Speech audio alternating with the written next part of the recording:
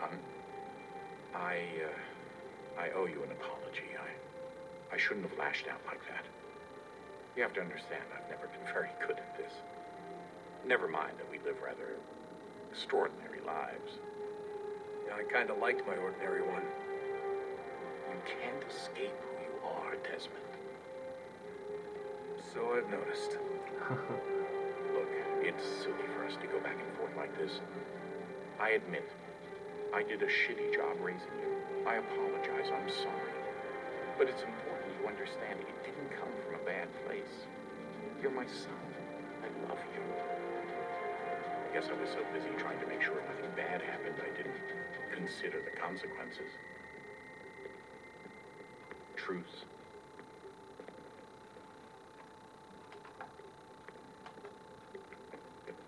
I can't believe it's taken me so long to ask, but how's Mom? She's not... No. Your mother is fine. We decided it was safer if we split up for this job. Always assuming the worst. For good reason. Can I at least say hi to her? I'm sorry, it's too risky. Maybe when we're done. Right. When we're done.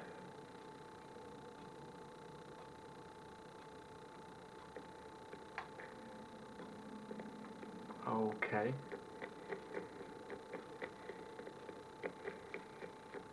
Ah, Desmond, there you are. Can I ask a favour? Maybe. When this is all over, I'd like to try turning the dial back on the Animus. Like, all the way back. To the time of the first civilization. You think it would work? There was no real loss of fidelity when you visited Altair. Then again, that was about 1,000 years ago, and I'm looking at going back at least 70,000 more. Sure, I'd be up for it. Be interesting to see what things were like back then. Excellent. I think it would prove most enlightening. So this is how it started. What are you up to? Just brushing up on my American history. I say history. They certainly teach you strange things in the States. Like what? Well, for all the talk of this being a revolutionary war, it was a civil one. Well, not that kind of civil. I mean, there was no America versus Britain. It was Brit on Brit action. And you can clearly see how the whole thing got started. One war gave birth to the other. You mean the 7 Years' War? Exactly. Seems the Crown overspent in its attempt to keep the French out, wound up with a great deal of debt. Believing that the colonists should help shoulder the burden, new taxes were created. It was a reasonable request, even if Parliament was rather, well, undiplomatic about it. Well, it's not really fair to tax people for a war they didn't want any part of. What? Didn't want any part of? Did you not notice George Washington with Edward Braddock? He was right there in the middle of it. So here you have the Crown spending who knows how much money to secure a place for the colonists to thrive, and then, when they ask for a little bit of help... Right, look, think of it this way. King George and the colonists, they all go out to dinner, right? And when the bill comes, George asks for them to kick in and pay their share. Fair enough. But keep in mind, he's been taking them out to dinner gratis for decades now. The colonists, oh no, they insist they only had a glass of water and a side salad. Never mind the table's full of half-eaten food and empty bottles of wine. Now, when the king points this out, what do the colonists do? Oh, they flip the table over and they storm out the restaurant. Probably intending to turn later and burn it down. You left out the part where the king pointed a gun at the colonists and asked them to cover dinner for everyone in the restaurant. Right, yeah, interesting take. If he pulled out a gun, and I'm not sure he did, it would only have been after the 100th failed attempt at getting them to pay their fair share. But how do you define someone's fair share? Well, with a war, apparently. I wonder how many other places like this exist. There are dozens of them, all over the world. And somehow no one's ever found one before us. I don't think that's true. Oh? When I was at Abstergo, Vidic talked about silencing discoveries made by non-Templars. And I'm sure Abstergo has dug up plenty. The things they must know. Regretting throwing in with us? No. Just looking forward to when we can finally trounce those bastards so I can dive into their archives. Oh, I think I found a lead on another power source. Later, Desmond. I'm in the middle of something very important right now. Okay. Have we ever tried to make peace with the Templars? Throughout our history, there have been moments. Several, in fact. But it's impossible. There are existential differences, insurmountable. If there were to be unity, it wouldn't be a truce so much as a submission.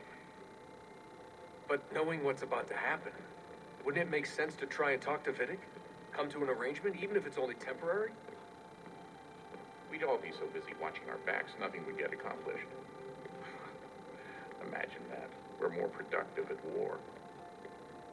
Well, have we ever tried sending in someone? Doing to them what they did to us with Lucy? Or Cross? We have, and it's never worked. We've sent people who were either too weak and found themselves turned, or too strong and were unable to carry out the charade. I just feel like we all want the same thing. We use the same words, but that's all they are, words. In the end, it all comes down to freedom. We seek it, they detest it. And so there's never an end to the fight. Not until one side is completely gone. Is that even possible? Probably not. Our two groups have existed in one form or another since, well, since forever. But things can be better than they are. And that's something.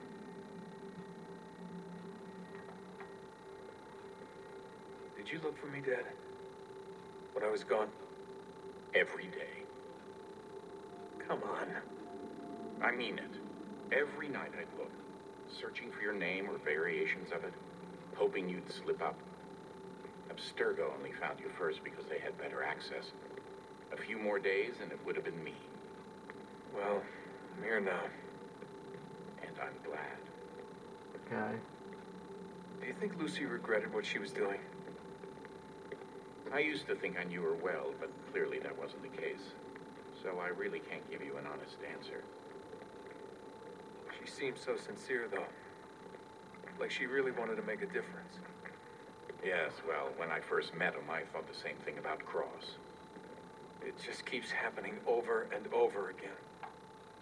What does? Everything. Don't get weird on me, Desmond. No, it's fine. I'm fine. Don't worry. All right, then. You should think about getting back in the Animus.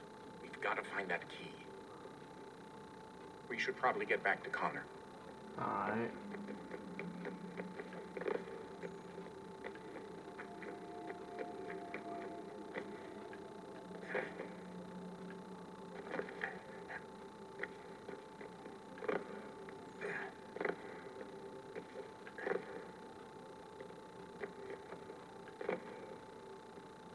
What's up there?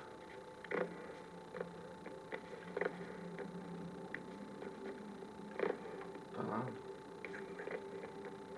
Okay.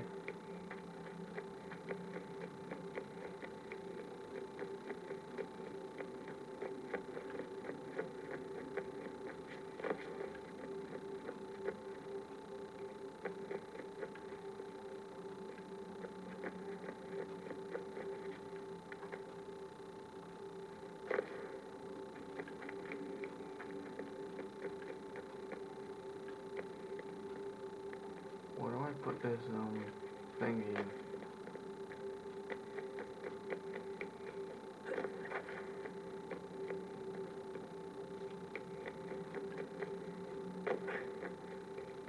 I don't know.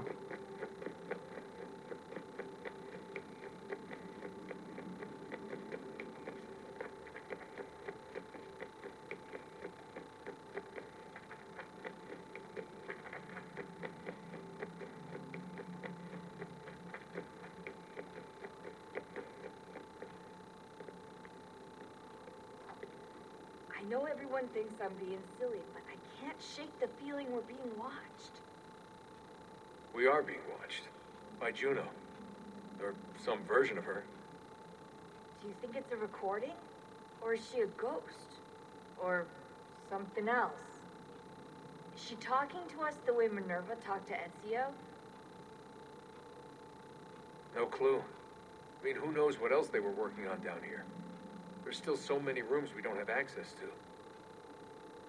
But do you think she's like literally down here, waiting somewhere, still alive? Still alive? That's mental. That means she'd be at least 75, 80,000 years old? They're powerful, yeah, but not that powerful. They came down here looking for a way to survive. Maybe they found one. Was it weird seeing Cross?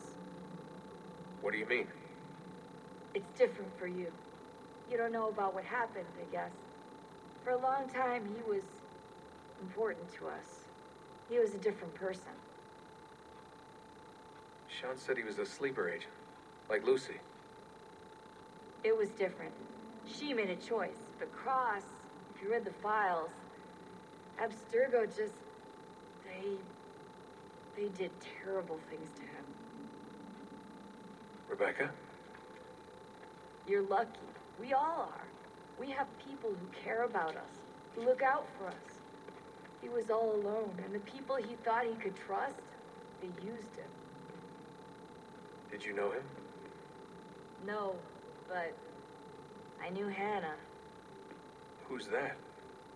She tried to help him. She trusted him. But there was a raid about a year ago. She stayed behind so the others could escape. Tried to reason with him to see if she could fix things. Well, what happened?